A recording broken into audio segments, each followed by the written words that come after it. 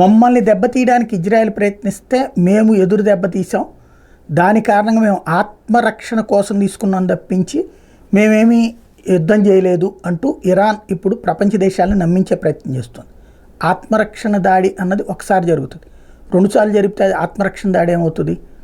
తమ కమాండర్ల మరణానికి ప్రతీకారంగా ఇది చేసామని. ఆ లెక్కనైతే ఇజ్రాయెల్కే కదా ఫస్ట్ హక్కు ఉండేది. ఇజ్రాయెల్ మీద మొదట దాడి చేసింది ఎవరు? హమాస్. ఎందుకు చేసింది? ఇరాన్ ప్రోద్బలంతో. అక్కడ ఉన్నటువంటి యూదు జాతి అంతం, యూదు జాతిని భయపెట్టడం, సరిహద్దులు దాటించి మరి అరాచకం చేయించింది ఇరాన్. మరి అప్పుడు ఇరాన్ ఇజ్రాయెల్ మీద దాడి చేయించి చివరికి దానికి అనుకూలంగా తీవ్రవాద సంస్థలకు పద్ధతికి ఇప్పటికి కూడా పనిచేసి పెడుతుంది కదా ఇరాన్. మరి అప్పుడు మొదట దాడి చేసింది ఇజ్రాయెల్ మీద ఇరాన్ అనుకున్న తీవ్రవాదులు అయితే, దానికి రిటాలియేషన్గా ఇజ్రాయెల్ వెళ్ళి ఇరాన్కి సంబంధించినటువంటి వాళ్ళు సిరియాలోని డమస్కస్లో ఉన్నటువంటి రాయబార కార్యాలయం మీద దాడి చేస్తే అక్కడ ఉన్నటువంటి వాళ్ళు చస్తే దానికి ప్రతీకారంగా నేను దాడి చేశానని చెప్తుంది. తద్వారా తన తప్పుని కవర్ చేస్తూ నాటకాలు ఆడటం ప్రారంభించింది ఇరాన్.